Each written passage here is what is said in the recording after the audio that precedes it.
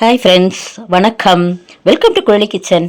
இன்றைக்கி நம்ம குழலி கிச்சனில் என்ன பார்க்க போகிறோன்னா, சம்மர் வந்துருச்சுங்க. ரொம்ப ஹாட்டாக இருக்குது இல்லைங்களா? அதுக்கு தகுந்த மாதிரி ஒரு ரெசிபி தான் இது. சிம்பிள்.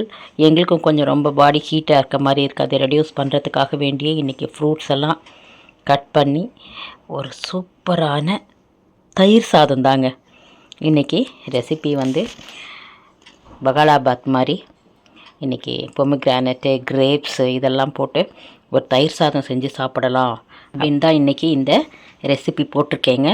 பாருங்கள், ரொம்ப சூப்பரான, சிம்பிளான, ஹெல்த்தியான, கூலான ரெசிபி. இன்றைக்கி சாதம் வடித்தாச்சு. சாதம் வடித்து நல்லா ஆற வச்சுட்டு பாருங்கள், அதில் பால் போட்டு தான் நிறையா பசைஞ்சிக்கிறேன். அப்போ தான் ரொம்ப டேஸ்டியாக இருக்கும். பால் ஊற்றி பசஞ்சிக்கிட்டு கொஞ்சம் தயிர் போட்டுக்கணும். ஃபுல்லாகவே தயிர் போட்டோம்னா அவ்வளோ ருசியாக இருக்காது. அதனால் பால் தாங்க ஊற்றிக்கிறேன். நமக்கு எவ்வளோ பால் வேணுமோ நிறைய பால் ஊற்றிக்கலாம். பால் ஊற்றிட்டு உப்பு போட்டுட்டு கிளறிட்டு கொஞ்சம் ஆறட்டுன்னு வச்சுக்கலாம். நல்லா சூடோடு பால் ஊற்றும்போது நல்லா இழுத்துக்கும் அந்த சாதம். அப்போ டேஸ்ட் வந்து நல்லாவே இருக்கும். அதனால் சூடாக இருக்கும்போதே பால் போட்டு நல்லா காய்ச்சின பால் தான், உப்பு திட்டமாக போட்டு காய்ச்சின பால், ஆறின பால் ஊற்றிக்கிட்டேங்க.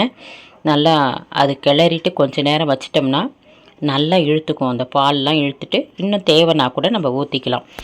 உப்பு போட்டு அதை கிளறி வச்சுட்டு ஒரு தாளிப்பு கொடுத்துக்கலாங்க. நம்ம இதுக்கு பாருங்கள், ஸ்டவ்வில் எண்ணெய் சட்டி போட்டிருக்கேன். அதில் கொஞ்சம் ஒரு 2 டீஸ்பூன் எண்ணெய் ஊற்றிக்கலாம்.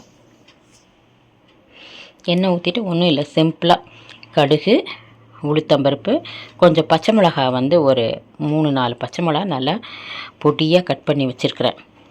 இப்போ இதில் வந்து கடுகு, உளுத்தம்பருப்பு, பெருங்காயம், அவ்வளோதான், வேறு ஒன்றும் இல்லை.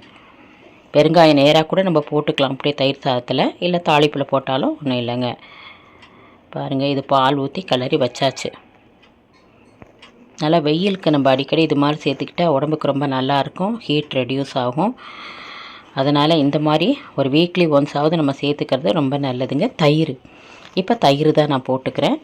இப்போ எவ்வளோ தேவையோ உங்களுக்கு தயிரும் போட்டு நல்லா கிளறிக்கலாம்.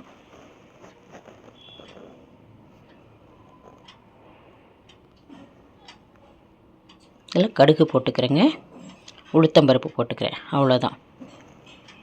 கடுகு, உளுத்தம்பருப்பு, இந்த பச்சை மிளகாய் வெட்டி வச்சுருந்தேன் இல்லைங்களா, அதை போட்டாச்சு. கருவேப்பிலை உருவி போட்டுக்க வேண்டியதான். லாஸ்ட்டாக வேணாலும் கொத்தமல்லி கூட போட்டுக்கலாம். கொத்தமல்லி நான் போடலைங்க, இப்போ பெருங்காயம் போட்டுக்கிட்டேன். வேணுன்னா போட்டுக்கலாம், கொத்தமல்லி டேஸ்டியாக தான் இருக்கும். நான் வந்து இதோடு போட்டுக்கிட்டேன். தாளிச்சிட்டு கடுகு, உளுத்தம்பருப்பு, பச்சை மிளகாய், பெருங்காயம் போட்டுட்டு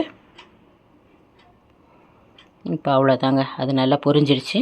எடுத்து போட்டுக்க வேண்டியதான் தயிர் சாதத்தில்.